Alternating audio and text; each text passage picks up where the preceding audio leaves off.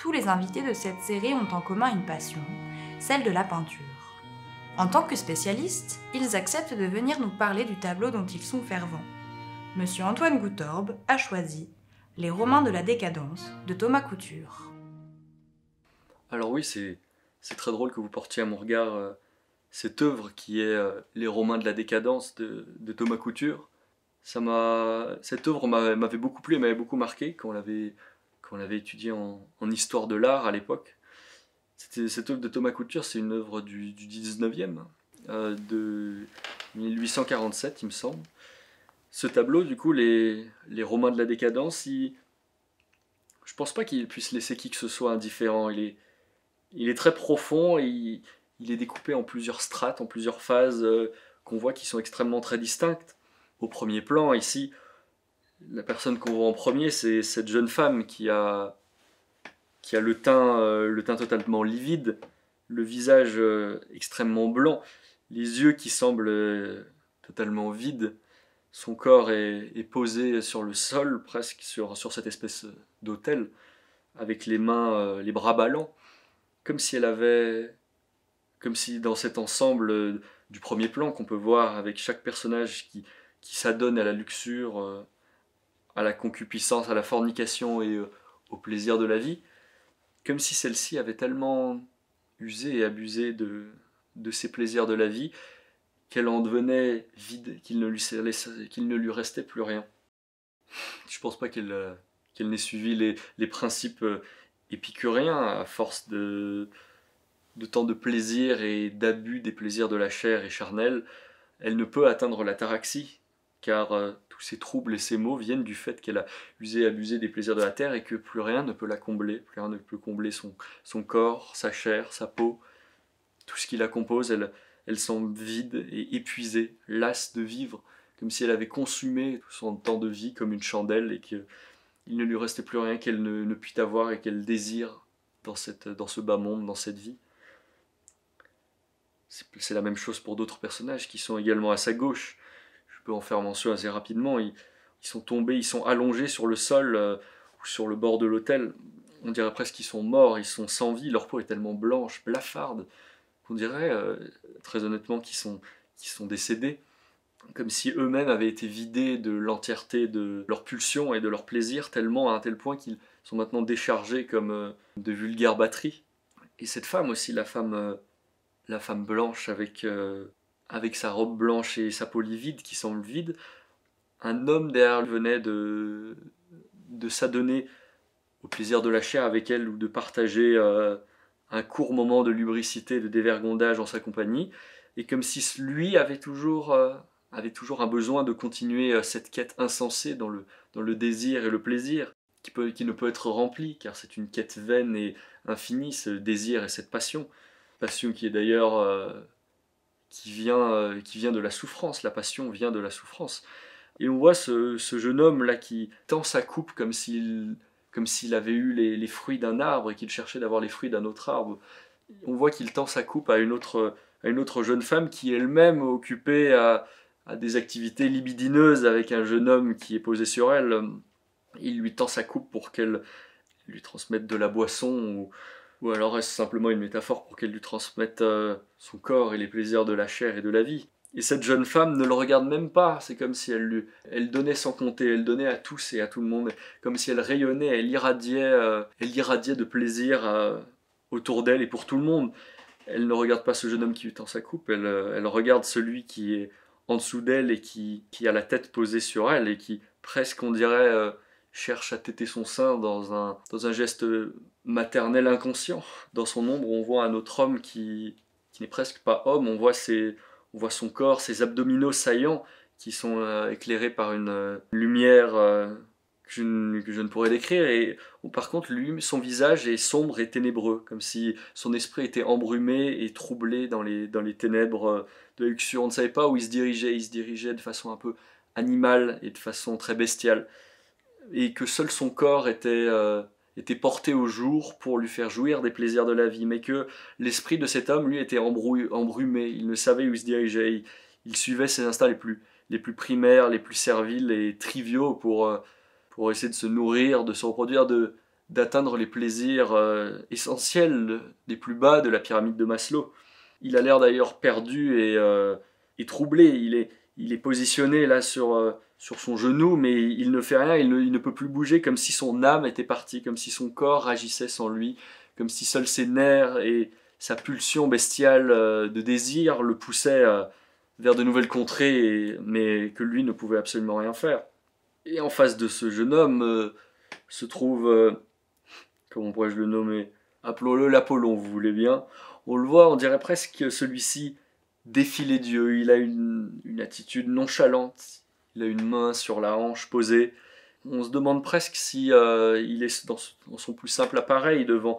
On voit juste que son arrière-train est masqué avec des feuilles. Il a un pied sur l'autel comme pour mettre un pied sur sa conquête.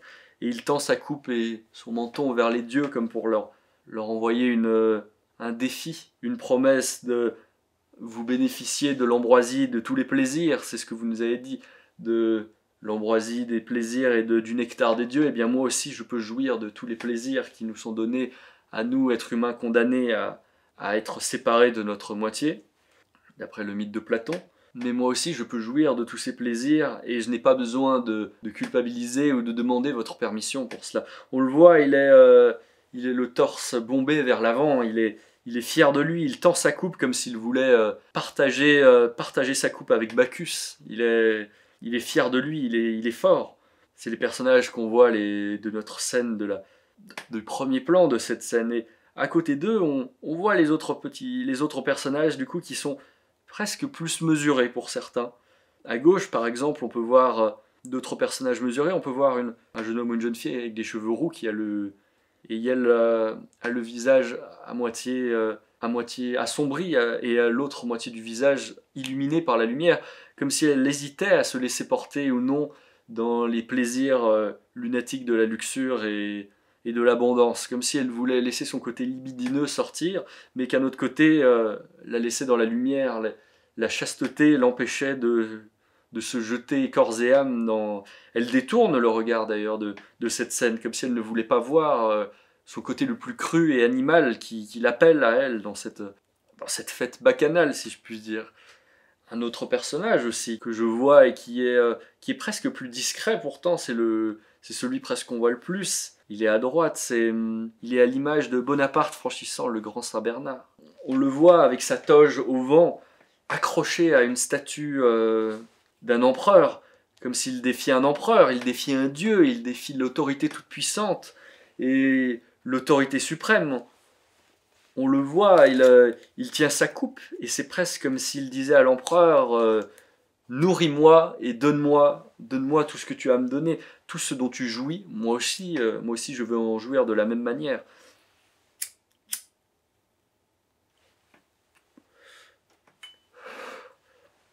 C'est presque comme s'il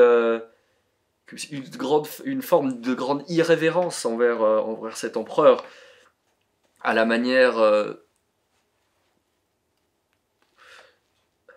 de Diogène qui jadis dit à Alexandre le Grand « ôte-toi de mon soleil ». Il semble avoir aucune forme de respect, comme s'il voulait lui arracher son pain de la bouche, comme s'il voulait lui arracher sa toge, tout ce qu'il a acquis à la sueur du front d'autres personnes, comme s'il il a un regard quelque peu aussi mesquin, fourbe, irrévérencieux. Il n'a aucune forme de respect pour ce personnage qui était considéré dans l'Empire comme la forme de pouvoir ultime et suprême, le sage ultime. On peut le voir. Mais est-ce que vous pensez que s'adonner à des plaisirs de luxure serait quelque chose de négatif ? Je pense que oui. D'après lui, c'est dans l'époque à laquelle se situe ce tableau, c'était la fin de Louis-Philippe, c'était le retour de la monarchie constitutionnelle et de presque, on sortait de Charles X et de la bien-pensance, du retour presque de la monarchie, de l'élégance, de la bien-pensance et de l'amour presque galant, je pourrais dire. Et là, il nous plonge dans une sorte presque de... Il nous rappelle presque la décadence et les côtés les plus méprisables de notre âme, comme s'il condamnait ces parties-là en nous rappelant que les Romains eux-mêmes l'avaient fait, presque pour nous condamner, nous dire que nous-mêmes ne devons pas retourner à ce stade-là de notre existence.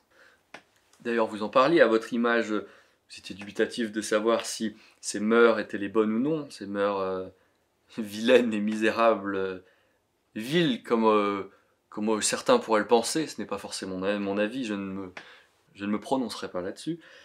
Par contre, certains autres personnages, eux, ont un avis un peu plus tranché, comme par exemple ces personnages à droite de notre tableau. Ils ont les jambes en avant, mais le buste tiré vers l'arrière. Ils sont cachés derrière leur toge. Ils semblent choqués. Pour eux, ça semble ne pas être une évidence. Ils voient tous ces sujets abjects et corrompus, tous ces coquins qui s'adonnent au stupre, et ils ne semblent pas partagés. Ils se cachent le plus possible dans leur toge. Ils les regardent avec un regard méprisant. On voit que leurs yeux sont noirs, sombres, ténébreux. On dirait qu'ils sont le plus cachés possible pour ne pas laisser une seule partie de leur corps comme pour faire contraste avec le reste qui sont des personnages qui sont dans leur plus simple appareil. Ces deux personnages sont ceux qui sortent le plus du décor. Ils se détachent très profondément de l'ensemble des autres personnages.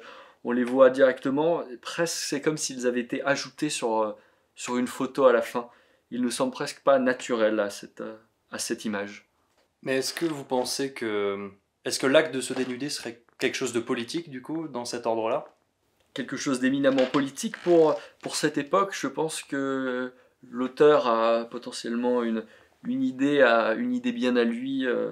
Cet auteur, Thomas Couture, le Parisien, une idée bien à lui de ce qui est moralement acceptable et de ce qui peut sembler être dépravation, de par ces codes classiques qu'il porte à nos yeux, et de par cette image de dépravation et ignominieuse et ignoble. Il semble vouloir montrer, sans montrer, juste avant l'enfer et le chaos, ce qu'il en coûte de ceux qui défient les dieux. Mais moi je pense qu'il cherche plus à montrer que la limite entre garder des normes conservatrices, qui est de l'époque du peintre, et tomber dans la concupiscence, il y a une frontière extrêmement fragile entre les deux. On voit que plusieurs personnages, la majorité des personnages se vautrent dedans, dans cet océan mystique de stupre et de satisfaction des besoins les plus élémentaires. D'autres sont tentés, et d'autres encore ont presque une force de caractère stoïcienne, de volonté de ne pas tomber et de ne pas se laisser éclabousser avec leur toge de toute cette morale corrompue. Dans le fond, on peut voir aussi cette dame qui semble effarouchée, qui semble presque avoir honte de se dénuder, mais c'est presque comme si elle faisait semblant d'avoir honte, parce qu'on la voit en train de déchirer ses vêtements, comme si elle s'empressait de se dénuder, comme je le disais, comme si elle était menée, comme si on la forçait à se dénuder et à se donner à ses instincts les plus vils, alors qu'elle semble bien heureuse de s'adonner à ses plaisirs de la terre, à ses plaisirs bas. On la voit qui se cache la tête dans son coude, alors que celle-ci presque ne rêve que de s'adonner à ses plaisirs. Et c'est comme si le reste de tous les autres personnages, eux-mêmes, dans le fond, on ne peut pas les distinguer très précisément. Ils sont presque comme une brume ténébreuse de personnages avec les cheveux au vent. On ne peut pas les distinguer comme une brume chaotique, une brume de luxure qui envahit au final toute la pièce, comme si le chaos se répandait petit à petit, comme dans les lois de la thermodynamique, la seconde loi de la thermodynamique qui dit que le chaos ne peut accompagner que toujours plus de chaos, on ne peut pas l'arrêter. C'est comme si le chaos se répandait dans tout Rome et menait à la fin de la civilisation, potentiellement. C'est peut-être ce que l'auteur veut nous dire d'ailleurs dans cette œuvre, que si nous adonnons à des plaisirs les plus vils et les plus bas, nous mènerons à la fin de la civilisation et de la société telle que nous la connaissons. Et dans cette même idée-là, cette scène ressemble beaucoup dans ses perspectives et sa forme à la scène de Léonard de Vinci, comme si après que Jésus soit parti se sacrifier pour tout le monde, comme si tous les personnages finalement revenaient à leurs instincts les plus vils et les plus bas. Jésus étant parti avec ses bonnes valeurs, comme si chacun, comme s'ils profitaient tous ensemble goulûment d'un dernier grand dessert avant la fin de l'humanité, avant d'être punis par Dante et par l'enfer, si vous voyez ce que je veux dire. Voilà.